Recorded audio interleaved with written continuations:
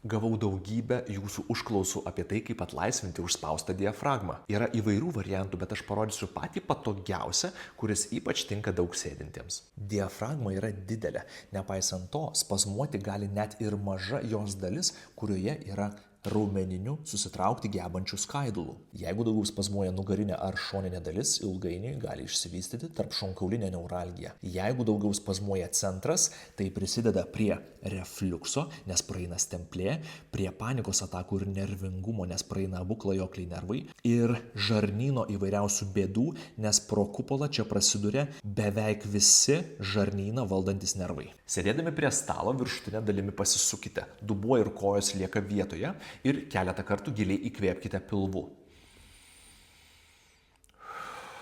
Pakvėpavę sukatės į kitą pusę, atliekate tą patį, grįžtate į centrą, išsitieskite daugiau negu įprasta ir kvėpuokite pilvu keletą kartų.